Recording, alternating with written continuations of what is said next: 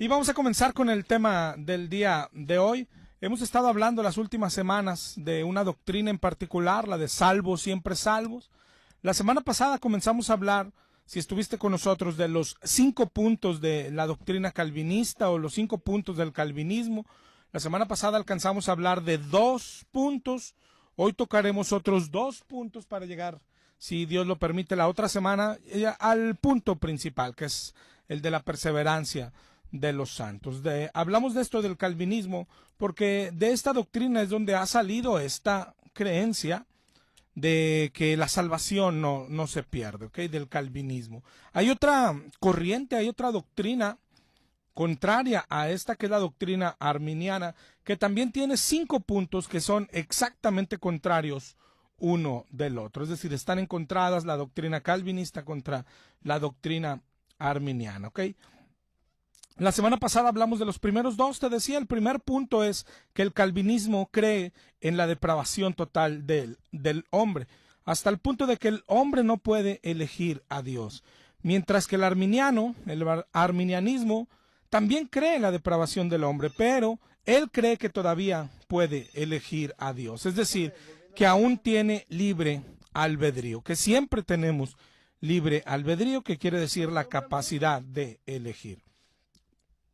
Ahora, lo importante que te decíamos la semana pasada, y esta también, no es quién tiene la razón. Es decir, no estamos obligados a creer a uno de estos dos. Es decir, no importa si, no tenemos que definirnos si eres calvinista o eres arminiano. No tenemos que hacerlo. ¿Ok? Lo que estamos obligados a creer es la Escritura. ¿Qué dice la Biblia? Claro, la Biblia veíamos la semana pasada que tenemos libre albedrío, pero también está ahí en Juan 6, que dice que nadie puede venir a mí, dijo el Señor, si mi Padre no lo trajera. Entonces, lo que decíamos la semana pasada, en esta y en toda doctrina, que tiene así como que ambas, como que 2 partes que se encuentran, ¿ok? Las partes, aunque parecen contradictorias, lo que están haciendo es complementándose, y lo que tiene que hacerse es conciliarlas. Tristemente, en esta y en varias doctrinas cristianas, lo que hace el cristiano de hoy, el maestro, empezando por ahí, el pastor, lo que hacen es desestimar una de las partes y creer solo una de las partes, ¿ok? La principal regla, una de las principales reglas de interpretación es que la Biblia es verdad toda. La parte que no te gusta, la que no te funciona, la que te contradice, es verdad también, ¿ok? La Biblia enseña que claro que tenemos libre albedrío. La Biblia enseña que podemos elegir a Dios. De hecho, esa es la invitación por toda la Escritura. Vengan a mí, dijo el Señor, deja todo y sígueme. ¿Qué pasa? Que con ese libre albedrío y pudiendo elegir a Dios, todos elegimos el mal, escogimos al otro, rechazamos a Dios. Todos, dice Romanos 3, todos, no hay justo ni aun uno, todos se desviaron, no hay quien busque a Dios. Y es aquí, en esta situación, donde se dice que el hombre no puede venir a Dios. ¿Pero por qué? Porque no quiere, no le gusta. El hombre le gusta lo malo, aman las tinieblas, están muertos en delitos y pecados. Es aquí donde Dios elige a algunos para salvación. Ese era el punto 2 que veíamos la semana pasada. El calvinismo cree en la elección, pero cree que fue antes de la fundación del mundo, que más bien viene siendo la predestinación. Fuimos elegidos por Dios para salvación, pero lo fuimos antes de la fundación del mundo, antes de nacer siquiera. ¿Okay? Lo cual también quiere decir que Dios escogió a otros para perdición desde antes de la fundación del mundo y desde antes que nacieran también. Dios ya había elegido unos para perdición y otros para salvación, es lo que cree el calvinismo. El arminianismo también cree en la elección, también cree que fue hecha desde antes de la fundación del mundo, pero él cree que lo hizo Dios de acuerdo a su presciencia. ¿Okay? ¿Y qué enseña la Biblia? Esto último, lo que enseñan los arminianos, pero ojo, esto no quiere decir que tienes que creer los 5 puntos del arminianismo o que ya definas que Arminio tenía razón. En este punto, Arminio tenía razón. Claro que hay una predestinación, pero que fue hecha, como dice Primera de Pedro 1:2. Elegidos según la presciencia de Dios Padre. ¿Qué es presciencia? Conocimiento previo, algo que Él conoce desde antes. Entonces fueron elegidos, fuimos elegidos, pero no arbitrariamente, sino según el conocimiento previo de Dios. Mira cómo dice Jeremías 1:5, antes que te formase en el vientre de tu madre, te conocí. Mira lo que está diciendo el Señor. Antes que te formase en el vientre de tu madre. Eso lo dice de ti, de mí, de Jeremías, de todos. Antes de hacernos, ya nos conocía. ¿Cómo puede hacer eso? Es Dios. Él es omnipotente, omnisciente. ¿Sí? No quiera saber exactamente cómo lo hace. Sus pensamientos no son nuestros pensamientos. La presencia, el conocimiento anticipado de Dios. Dios todo lo sabe. Entonces, ¿a quién le creemos? ¿A Calvino o a Arminio? Tenemos que creerle a la Biblia. Grábatelo en tu mente. No debe interesarnos nada más que la palabra de Dios. La Biblia habla de un libre albedrío. La Biblia habla de que con ese libre albedrío elegimos al enemigo, elegimos el mal, elegimos el pecado, y aún de que despreciamos a Dios, después de eso Dios nos eligió. A unos cuantos, no a todos, ¿ok? Aunque en realidad Él ya lo sabía, desde antes de la fundación del mundo, desde ahí nos predestinó, pero basado en el preconocimiento, en su presciencia. Como dice Romanos 8:29, a los que antes conoció, es decir, primero es conocer. Después los predestinó, también los predestinó. ¿Ok? Y luego dice el 8:30, y a los que predestinó, a estos también llamó. Y este es el tercer punto en disputa, el llamado de Dios. ¿Podría ser resistido el llamado de Dios? Los arminianos dicen que sí se puede resistir, los calvinistas dicen que no se puede resistir, que por eso le llaman los calvinistas la gracia irresistible. ¿Qué es lo que pasa? Otra vez, como en el punto anterior, están hablando de momentos distintos. ¿Qué es llamar? Mira, el diccionario dice que es la palabra kaleo, que significa llamar en voz alta, o convidar, o invitar. Invitar es llamar. Por ejemplo, Mateo 11:28, venid a mí los que están trabajados. Eso es llamar. Juan 7:37, Jesús se puso en pie y dijo, si alguno tiene sed, venga a mí. Eso es llamar. Marcos 2:14, cuando vio a Leví en el banco de los tributos y le dijo, sígueme. Ese es el llamado de Dios. ¿Se puede resistir? La Biblia enseña que sí se puede resistir.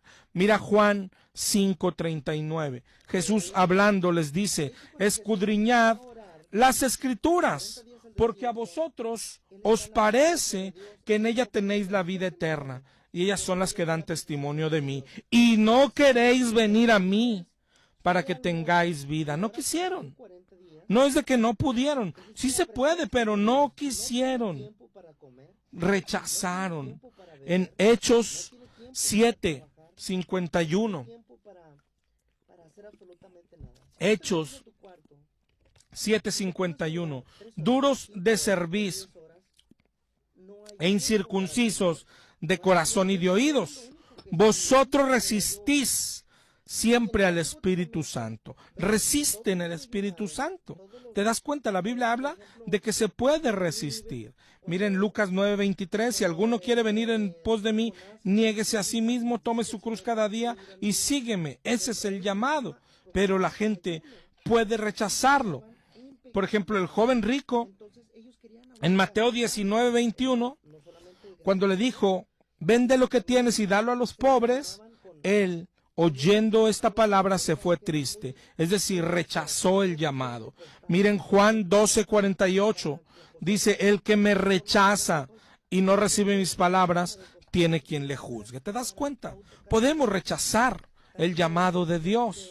¿Okay? Ahora mira los dos ejemplos.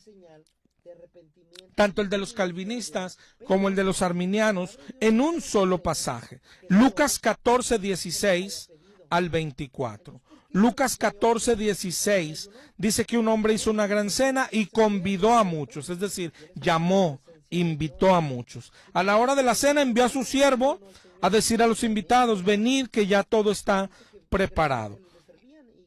Pero todos comenzaron a excusarse. Rechazaron el llamado, rechazaron la invitación. En el 14:21 volvió el siervo, le dijo al Señor que se enojó y dijo a su siervo: ve a las plazas, a las calles y trae acá a los pobres, los mancos, los cojos y los ciegos. Y dijo el siervo: ya se hizo como mandaste, pero todavía hay lugar. Y dijo el Señor al siervo: ve por los caminos, ve por los vallados y fuérzalos a entrar, para que se llene mi casa. ¿Te das cuenta? Cómo en el pasaje nos muestra unos que rechazaron el llamado, otros que aceptaron el llamado, y estos últimos que dice: fuérzalos a entrar.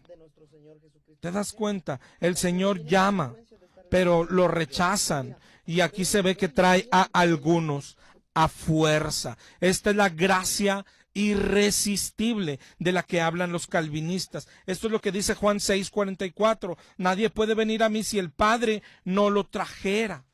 ¿Sí? Los forzó a entrar. Este es el llamado irresistible. Esta es la soberanía de Dios, que Dios puede endurecer, pero también Dios puede suavizar al hombre, y Dios puede abrir el entendimiento al hombre. Dios puede abrir el corazón del hombre. Mira estos ejemplos. Hechos 16:13. Un día de reposo, salimos fuera de la puerta junto al río, donde solía hacerse la oración. Nos sentamos a hablarle a las mujeres que se habían reunido, y una mujer llamada Lidia, de la ciudad de Teatira, que adoraba a Dios, estaba oyendo, y el Señor abrió el corazón de ella para que estuviese atenta a lo que Pablo decía. Es el Señor. Esta Lidia era como todos nosotros, ¿ok? De los que había escuchado el llamado del Señor, pero no lo había atendido. Y aquí el Señor es el que abre su corazón para que escuchara y entendiera y creyera lo que Pablo estaba predicando. Miren Lucas 24:44. Dijo: estas son las palabras que os hablé estando con vosotros, que era necesario que se cumpliese lo que está escrito de mí en la ley de Moisés, en los profetas y en los salmos. Y dice enseguida: entonces les abrió el entendimiento para que comprendiesen las escrituras. Es el Señor el que les abrió el entendimiento. Es el Señor el que abrió el corazón de Lidia. Hechos 11:18. Entonces, oídas estas cosas, callaron y glorificaron a Dios, diciendo: oh, de manera que también a los gentiles ha dado Dios arrepentimiento para vida. Es Dios el que da la fe, es Dios el que da el arrepentimiento, es Dios el que dice en Romanos 9, tiene misericordia del que quiere tener misericordia, y al que quiere endurecer, endurece. Es Dios el soberano. ¿Te das cuenta? Hechos 13:48. Los gentiles se regocijaban y glorificaban la palabra del Señor, y creyeron todos los que estaban ordenados para vida eterna, los que el Señor tenía señalados, los elegidos. Es decir, de lo que estamos hablando en este punto 3, está hablando de lo mismo que el punto 2, de los elegidos por Dios. A ellos no es que les hace un llamado diferente, el llamado de Dios es uno: sígueme, vengan a mí, crean, el que crea y es uno, ¿ok? Pero el llamado es rechazado por las personas. Entonces Dios lo que hace es algo especial en las personas que Él escoge, les hace entender ese llamado, les hace obedecer ese llamado. El llamado de Dios es uno, el llamado está lleno de gracia. ¿Sí? Sin embargo, el hombre, ejerciendo su libre albedrío, lo rechaza. Claro que tiene capacidad para escoger, pero escoge el mal. Todos escogemos el mal, ¿ok? Pero a ellos, a algunos elegidos, hace lo que dice Lucas 14, los fuerza a entrar. ¿Ok? A estos es como a ti y a mí. No necesitamos más ejemplos, más explicaciones que nuestra propia experiencia. Tú y yo teníamos libre albedrío. Tú y yo rechazamos al Señor, usamos el libre albedrío para el mal, para el pecado. Tú y yo estábamos perdidos. El Señor nos llamaba y nos llamaba por medio de alguien, por medio de alguna situación en nuestra vida, una enfermedad, un desempleo, por medio de algún sermón, así haya sido en la iglesia que sea. Con las celebraciones como la que viene en Semana Santa, como Navidad, el Señor nos estaba buscando. Con un amigo, un familiar que nos predicaba, nos llamó y lo resistimos. Nunca hicimos caso, pero Él eligió a unos. No sabemos por qué.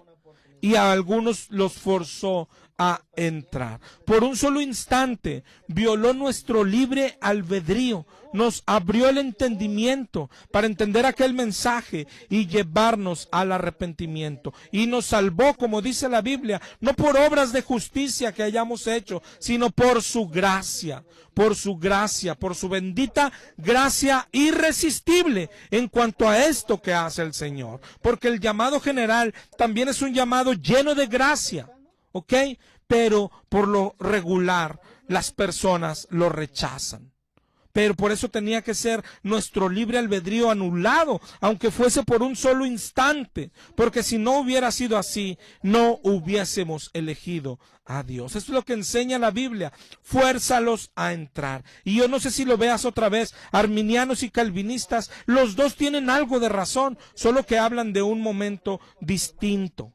¿Ok? Un momento distinto del mismo llamado. Claro que hay un llamado de Dios lleno de gracia que puede ser resistido, pero de hecho por eso serán juzgadas las personas que rechazan el llamado, como dice Juan 12:48, pero después lo que hace es a unos cuantos de esos llamados les fuerza a entrar.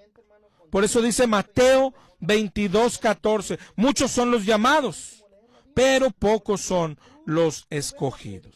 ¿Okay? Esa es la gracia irresistible. Hay un llamado que está lleno de gracia de Dios, pero que las personas pueden resistir. Se necesita la obra de Dios, el que nos abra el entendimiento, el que nos atraiga a Él para poder recibir y aceptar este llamado de Dios. Fuérzalos a entrar, como leímos ahorita en Lucas 14:23.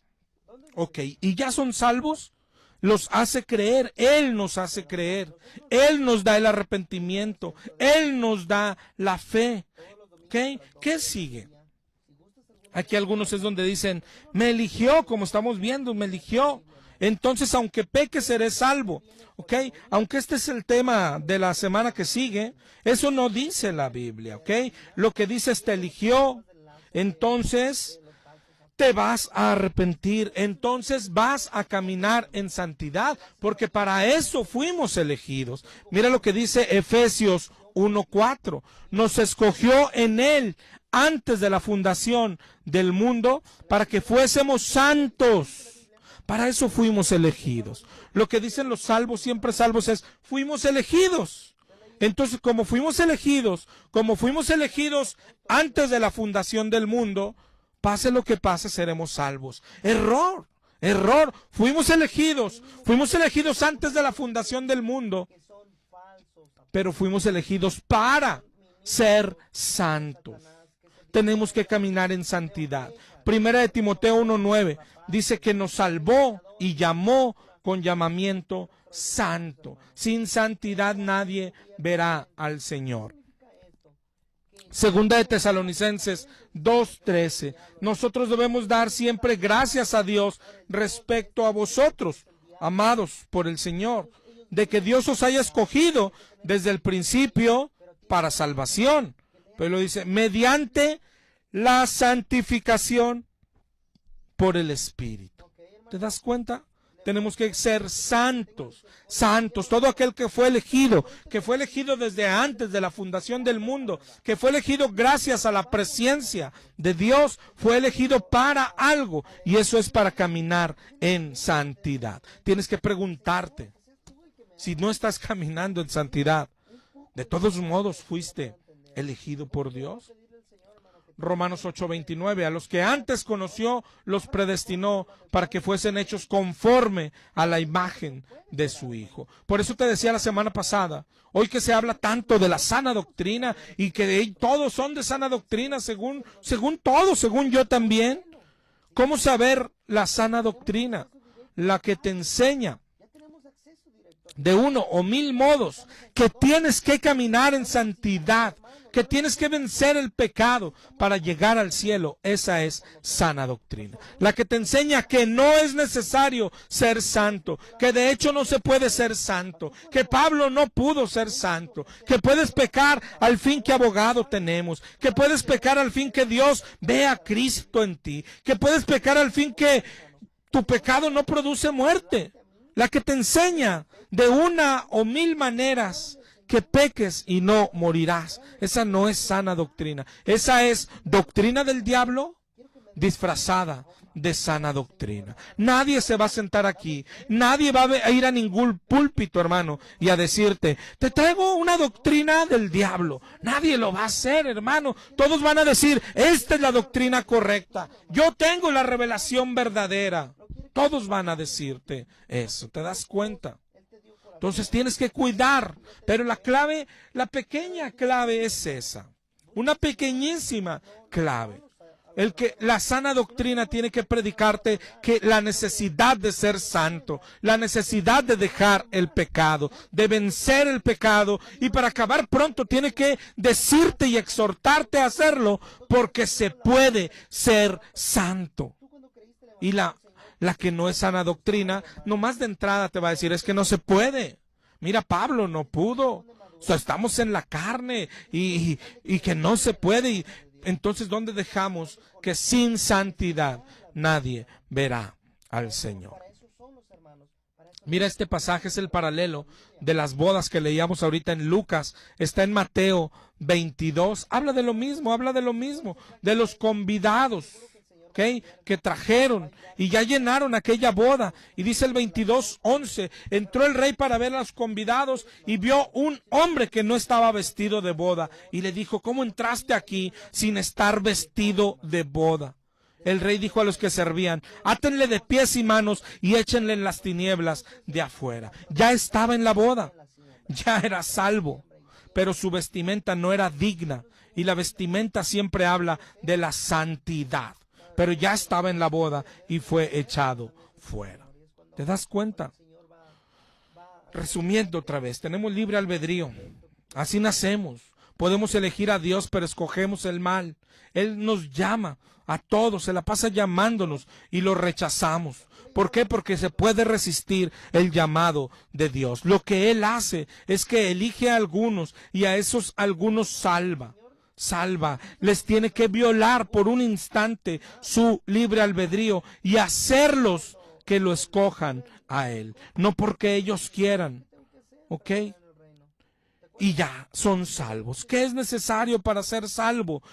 Todo se los da a Dios, el creer, el arrepentimiento. Podemos ser salvos, ¿ok? Pero hay algo más, que es que por eso podemos ser salvos. Podemos ser salvos porque Cristo pagó por nosotros. Ese es el Evangelio. Y aquí vamos a entrar al cuarto punto en disputa, ¿ok?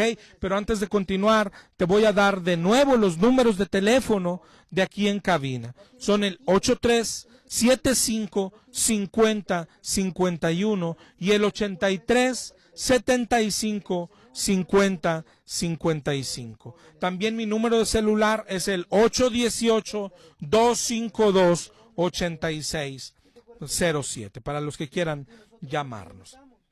Vamos a entrar al cuarto punto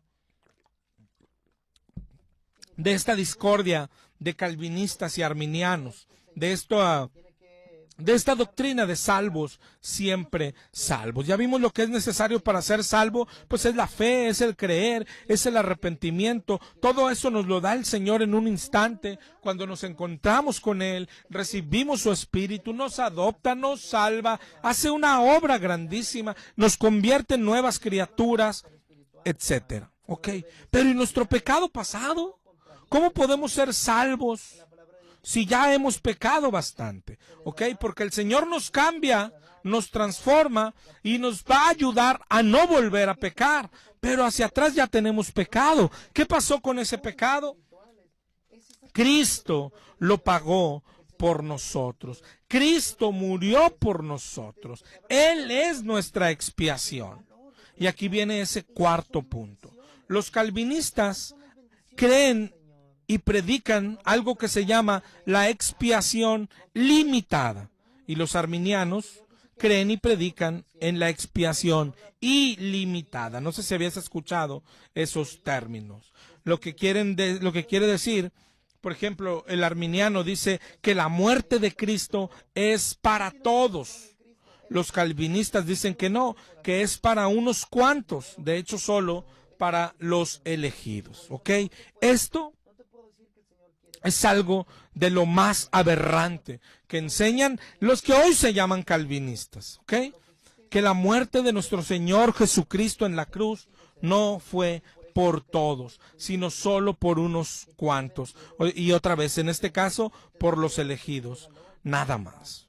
¿Tienen versículos? Claro que tienen versículos. Pero mira nada más, fíjate en algo como esos versículos no son fuertes, ¿ok? Ni siquiera, es decir, es tan claro que no dicen lo que ellos creen que dicen, ¿ok? Pero esto es lo que pasa cuando comienzas a creer algo incorrecto desde el principio. Tarde que temprano te encuentras con alguna torcedura fuerte de la Escritura. Y como te decía la semana pasada, la mayoría de las personas que enseñan esto del calvinismo, esto del salvo siempre salvo, prefieren ignorar todas las contradicciones, ignorar incluso las herejías en las que caen con tal de sostener algo que han creído, que les ha servido, que los han enseñado por orgullo, por muchas cosas, ¿ok? ¿En qué se basan para sostener que Cristo no murió por todos? En algunos versículos, poquitos, pero mira por ejemplo, Efesios 5:25. Cristo amó a la iglesia y se entregó a sí mismo por ella. ¿Ok? ¿Sí? Mira Efesios 5:2, ahí un poquito antes.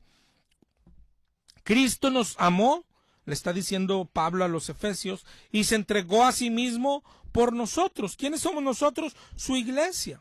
Y ellos concluyen, si miras, aquí no dice que fue por todos, aquí no dice que fue por todo el mundo. Entonces ellos dicen, con versículos como este, hay otros 2 o 3 si acaso, dicen, pero mira, como no dice que murió por todos, entonces murió por la iglesia solamente. Pero ya con eso, yo creo que ojalá y veas la debilidad de estos versículos en cuanto a eso.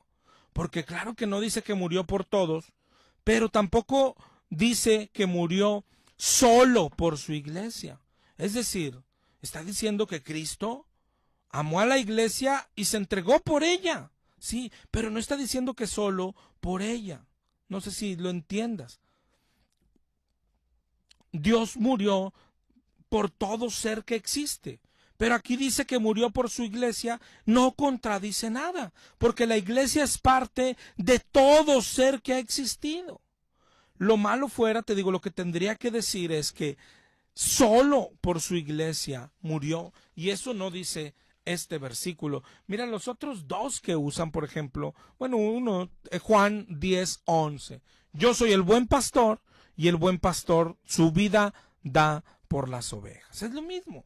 Es lo mismo, estos pasajes no pueden usarse como argumento de que Cristo murió solo por la iglesia, porque no lo dicen.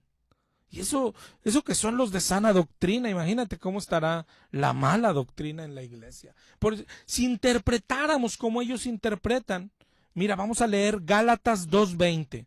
Dice Pablo, con Cristo estoy juntamente crucificado, ya no vivo yo, Cristo vive en mí. Lo que ahora vivo en la carne, lo vivo en la fe del Hijo de Dios, el cual me amó y se entregó a sí mismo por mí, dice Pablo. Entonces Cristo solo murió por Pablo. Ahora ya resulta que no murió ni por la iglesia, ni mucho menos por nadie. ¿Verdad que es torpe la interpretación? Así, exactamente, esa es la palabra, no hay otra palabra para definirlo. ¿Esto significa que murió solo por Pablo? Claro que no. Sin embargo, sí murió por Pablo, y murió por todos, murió por la iglesia y murió por todo el mundo, ¿no? Es como si una persona negrita, tú te la encuentras en la calle y dice, no, es que yo no puedo venir a Cristo porque soy negrito. Y tú le dices, ¿y eso qué? Cristo murió por los negritos. ¿A poco entonces tú estás diciéndole a él, Cristo murió solo por los negritos y no murió por los güeros? Claro que no. Estás dándole que Cristo murió por un grupo de personas que está incluido dentro de otro grupo más grande de personas. ¿Sí me entiendes? Cristo murió por todo el mundo. Y en ese todo el mundo está incluida la iglesia. Por eso dice en Efesios 5 que Cristo dio la vida y se entregó a sí mismo por ella, es decir, por su iglesia, ¿ok? Pero no está enseñando que solo por la iglesia. Pero además está todo, hermanos, fíjate en esos 3 o 4 versos que ni siquiera dicen eso.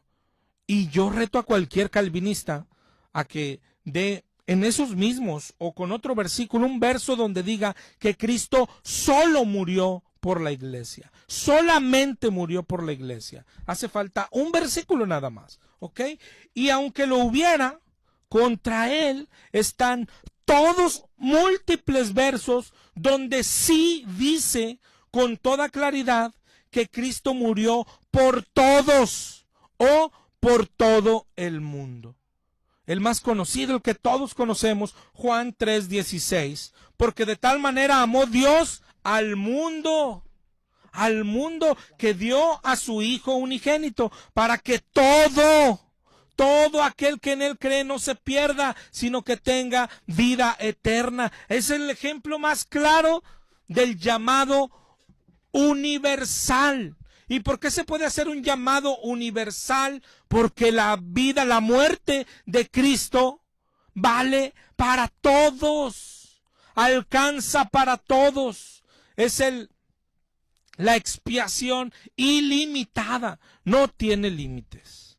Pero sin embargo, ellos dicen, los calvinistas, cualquiera que conozca la doctrina, que la crea o que la haya escuchado, ¿sabes lo que ellos dicen aquí? No, pero la palabra mundo no significa mundo. O la palabra todos no significa toda la gente. ¿Ok? De hecho, dicen, hermano, no te vayas a reír, por favor, pero dicen, la palabra mundo, de hecho se refiere solo a los elegidos. Ándale, pues, ¿no? Cosas tan ilógicas, tal vez las has escuchado y creído, y te dicen, yo te voy a decir los ejemplos, hermano, yo he estado más cerca de esta doctrina que muchos, ¿no? Cuando vas a una fiesta y dices, vamos, ándale, es que todo el mundo va a ir. ¿A poco se refiere a que todas las personas del mundo van a estar en esas fiestas? No, porque no cabrían, ¿ves? Entonces, fíjame, con ese ejemplo, dicen, cuando dicen mundo, no se refiere a todas las personas del mundo. Además, en la Biblia también hay ejemplos. En Lucas 2:1, aconteció en aquellos días que se promulgó un edicto de Augusto César que todo el mundo fuese empadronado. ¿Verdad? ¿A poco fue empadronado China, México y Francia? No. A veces, entonces cuando la Biblia dice mundo, no se está refiriendo a todas las personas del mundo. Error. ¿Ok? Pueden tener razón de que no siempre, cuando se dice mundo, se refiere a todas las personas del mundo. ¿Ok? En eso pueden tener razón. Pero no quiere decir que nunca la palabra mundo va a significar mundo, ¿ok? Pero si te fijas, te van a llevar aquello para decir, sí es cierto, entonces mundo nunca significa mundo. Esa es una mentira. Pero la semana pasada te hablaba de la serpiente, ¿te acuerdas? Que es astuta. Yo no he conocido serpiente más astuta que los calvinistas, ¿ok? ¿Qué tenemos que hacer? Ver el contexto en el que se usa la palabra mundo, ¿ok? Si la palabra, por ejemplo, si vas a la Biblia y encuentras que dice que este mundo será destruido, A ver, ¿se refiere a todo el mundo o a un pedacito de mundo? Tienes que ver el contexto. ¿Cómo se usa aquí en Juan 3:16? Dice, de tal manera amó Dios al mundo. A ver, vamos a poner como que se refiere primero a los elegidos, ¿sí? Vamos a ver si cuadra, ¿ok? Pero tenemos que leer el contexto, o sea, más que Juan 3:16. Pero vamos a hacerlo así, como ellos dicen, ¿no? De tal manera amó Dios a unos cuantos, ¿no? A los elegidos, que dio a su Hijo unigénito para que todo aquel que en Él cree, a ver, espérate, para que el elegido que en Él cree, entonces hay elegidos que no van a creer. ¿Te das cuenta que ya hay una contradicción? O sea, de tal manera amó Dios al mundo es decir, de tal manera amó Dios a los elegidos para que todo aquel que en Él cree, entonces ya está dando una posibilidad de que hay elegidos que no creen. ¿Te das cuenta? ¿Te das cuenta cómo no cuadra? Los elegidos, pues tienen que creer. Entonces a lo mejor debería de decir, de tal manera amó Dios a los elegidos y no poner condición. ¿Sí? Decir, amó a los elegidos para que no se pierdan. Pero aquí dice entonces, amó a los elegidos para que el que crea, nada más el que crea, no se pierda. Entonces hay elegidos que se van a perder y que no van a creer. Mi hermano, no tiene caso ni leer lo demás, ¿no? Pero mira lo que sigue diciendo, Juan 3:17, porque no envió Dios a su Hijo al mundo, es decir, a los elegidos, para condenar al mundo, es decir, para condenar a los elegidos, sino para que el mundo, es decir, para que los elegidos sean salvos por él. ¿Ok? 3:18, el que en él cree no es condenado, pero el que no cree ya ha sido condenado porque no ha creído, etcétera. Entonces, otra vez, los elegidos podrían no creer. Y mira cómo termina el 3:19. Y esta es la condenación, que la luz vino al mundo, es decir, la luz vino a los elegidos. Y los hombres amaron más las tinieblas. Hay elegidos que aman más las tinieblas que la luz. ¿Verdad que no cuadra? No, el ofrecimiento es a todos. De tal manera amó Dios a todo el mundo, a todos los seres del mundo. ¿Ok? Por eso dio a su Hijo unigénito, para que todo aquel que en Él cree, ahí ya disminuye. ¿Sí? Ahí solo el que cree. Pero el ofrecimiento es para todos y la muerte de Cristo fue para todos. ¿Te das cuenta que no cuadra con aquello? Amó a todos, pero les puso una condición, que creyeran en Él. Primera de Juan 2:2. No es el único Juan 3:16. Hay muchos versículos que hablan de esto, del ofrecimiento universal. ¿Por qué? Porque la expiación es ilimitada. Primera de Juan 2:2. Él es la propiciación por nuestros pecados. Y no solamente por los nuestros, sino también por los de todo el mundo. Pero tú vas a escuchar siempre lo mismo. No, otra vez, aquí mundo no es mundo. Y nunca mundo es mundo, ¿no? Juan 4:42. Decían a la mujer, ya no creemos solamente por tu dicho, porque nosotros mismos hemos oído y sabemos que verdaderamente este es el Salvador del mundo, el Cristo, el Salvador del mundo. Como dijo Juan en Juan 1:29, este es el Cordero de Dios que quita el pecado del mundo, ¿te das cuenta? Pero la conciliación calvinista es eso, que no siempre mundo significa mundo, o que no siempre la palabra todos significa todos los del mundo. A veces significa solamente un grupo de personas. Y otra vez tienen razón. A veces es como decir todos los güeros. Está hablando, no es todos los del mundo. Todos los güeros nada más. Eso pueden tener razón. Pero no porque unas veces todos signifique un grupo pequeño de personas, quiere decir que siempre significa lo mismo. ¿Qué tienes que hacer con la palabra todos? Hacer lo mismo que la palabra mundo, ver el contexto y ver lo que está significando, ¿ok? Ahora, otra objeción de los calvinistas es, bueno, si el sacrificio es para todos, ¿por qué no todos son salvos? La respuesta es muy simple, ¿no? ¿Por qué? Porque puso una condición, todo aquel que cree. Pero mira, por ejemplo, 2 de Corintios 5:19, que Dios estaba reconciliando consigo al mundo. Si Dios está reconciliando al mundo, ¿por qué no todo el mundo está reconciliado con Dios?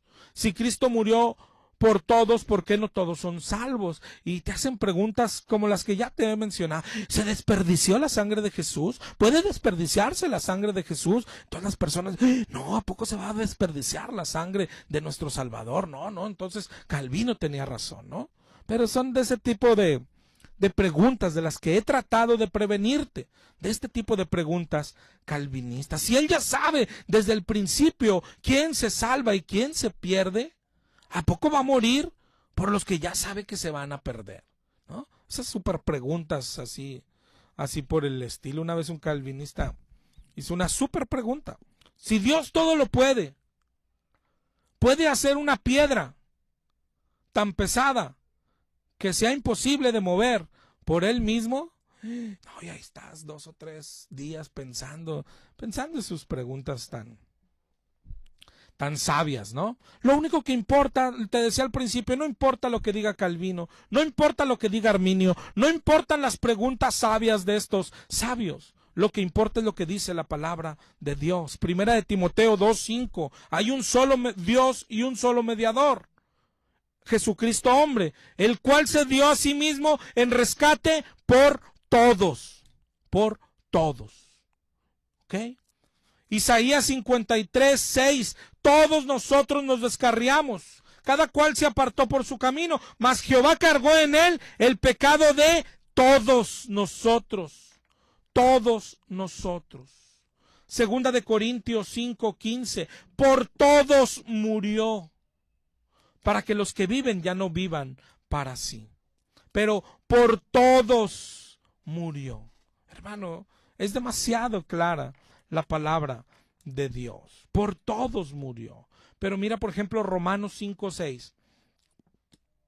Cristo, cuando aún éramos débiles, a su tiempo murió por los impíos. ¿Quiénes son los impíos? Pues todos. Todos, sí, hermanos, si quisiera, es decir, que la Biblia, no sé, los calvinistas se atreven, hermano, a decir, bueno, pero no quiere decir eso. Aquí dirían, porque Cristo cuando aún éramos débiles, a su tiempo murió por los impíos elegidos para salvación. Es decir, acomodan la Biblia a placer, le agregan a la Biblia cosas que no dice. Cristo murió por los impíos, dice la Biblia. ¿Quiénes son los impíos? Todos. Dice Primera de Timoteo 1:15, palabra fiel y digna de ser recibida por todos, que Cristo Jesús vino al mundo para salvar a los pecadores. Dijo Pablo, de los cuales yo soy el primero. Pero tú vas, no, esto no lo he escuchado, sería risible, pero yo creo que sí lo hacen, ¿no? Vas a escuchar un calvinista, no, aquí pecadores, es decir, ellos le cambian a la Biblia, ¿no? No, aquí pecadores lo que quiere decir, hermano, es pecadores elegidos para salvación. Ah, ok, bueno, no lo dice, va, pero pues como tú sabes más que todos, pues diremos, ¿no? Lo que dicen los calvinistas. Acá dice que murió por los impíos, sí, no, pero quiere decir impíos elegidos para salvación desde antes de la fundación del mundo. Ándale pues, qué bonito, eso se llama agregarle a la palabra de Dios. ¿Ok? Como te darás cuenta, o sea, lo que tienen que hacer es torcer ambos grupos de versículos, ¿ok? Porque los que ellos usan para decir que habla de que solo murió por la iglesia, los tienen que torcer porque no dice eso. Porque sí dice que murió por la iglesia, pero no dice que solamente murió por la iglesia. Entonces ellos concluyen que le falta a la Biblia la palabra solamente y tuercen ese grupo de versículos y luego tuercen el otro grupo de versículos donde dice mundo y donde dice todos. No, aquí no significa mundo y no significa todos. Por el amor de Dios, nunca había conocido un grupo de personas que torcieran tanto la Escritura. ¿Pero por qué sucede esto? Porque no llegaron a esa conclusión por esos pequeñitos grupos de versos que dice que murió por la iglesia. Ok, en realidad, te repito, no hay uno solo que enseñe que Cristo solo murió por los elegidos. No hay uno solo. Ok. Pero llegan aquí, ok, más bien por la otra doctrina, por la predestinación, que ya la traen torcida. Si Dios predestinó a unos para perdición, pues ¿por qué iba a morir por ellos? Pues claro, pues no encaja. ¿Ok? Por eso es tan importante las doctrinas. Si te equivocas en una, ya de ahí se van a derivar una serie de errores. ¿Sí? Es que lo correcto es que Dios no predestinó a nadie para perdición. ¿Ok? Dios predestinó de acuerdo a su conocimiento previo. Es lo que dice la Biblia. Dios no hizo a algunos para salvación y a otros para perdición. ¿Ok? Pero para saber esto, tendrías que conocer a Dios. Hermano, ya casi estamos terminando. Te voy a dar los números de teléfono antes de irnos. 8375-50-51 y 8375-50-55. Y mi celular para cuando se acabe el programa es el 818-252-8607. ¿Cuál es el deseo de Dios? Esto contradice totalmente la doctrina calvinista. El deseo de Dios. Primera de Timoteo 2:3.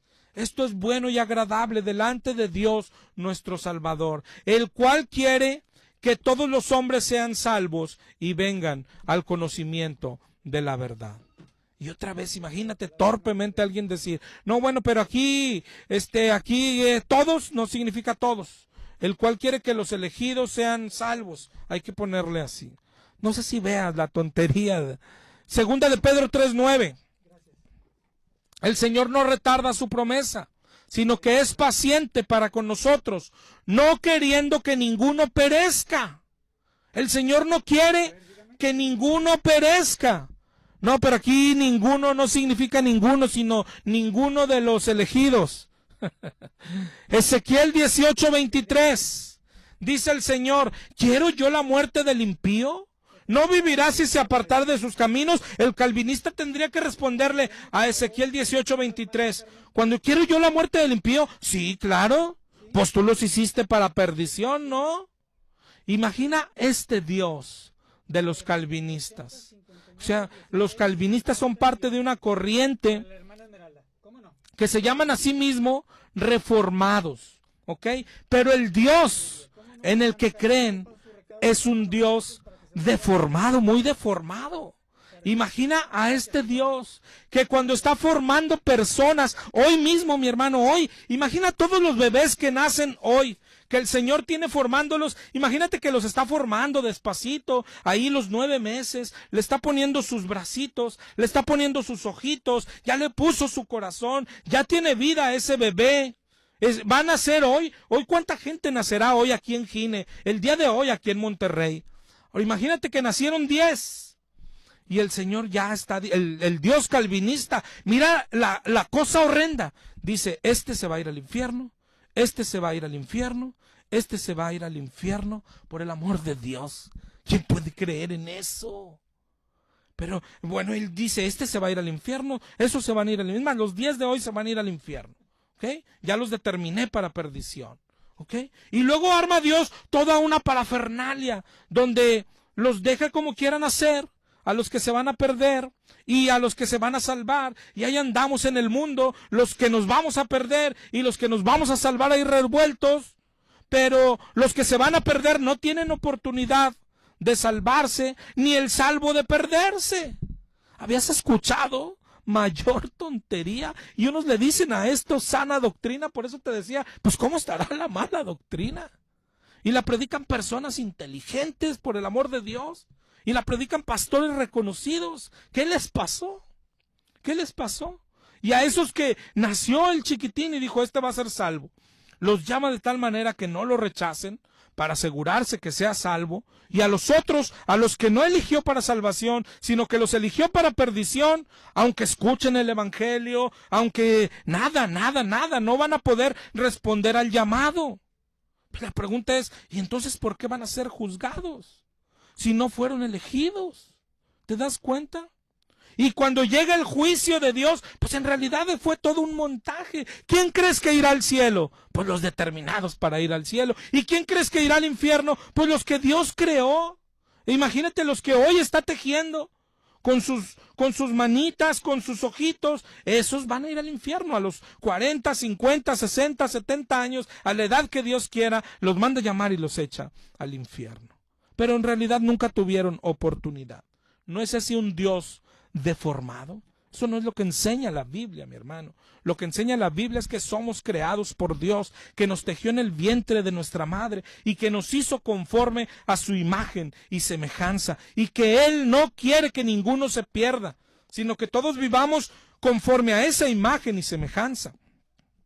Nos dio libre albedrío para que lo hiciéramos, pero todos decidimos pecar. Y ese pecado nos ha separado de Dios, nos aleja de Dios, nos gana la muerte. Y desde ahí, desde el primer pecado, tenemos un Dios de gracia y de misericordia que se la pasa llamándonos y llamándonos de una u otra forma. Hoy de hecho te está llamando al arrepentimiento por medio de esta predicación. Hoy está llamando a tanta gente que ha caído en esa doctrina calvinista, y te llama por radio, y te llama por tele, y te va a llamar con películas ahora en Semana Santa, y te va a llamar con una persona que predicará el evangelio, con un amigo, con un conocido, y aún así nadie obedece ese llamado. Y Dios podría quedarse solo o elegir a unos cuantos, y elige a unos cuantos, pero los elige para ser santos, y los salva y los transforma, y pone su espíritu en ellos para que puedan caminar en santidad. Y ahora estos se dedican a seguir llamando a todo el mundo al arrepentimiento. ¿Te das cuenta? Pero mira todas las cosas que contradicen.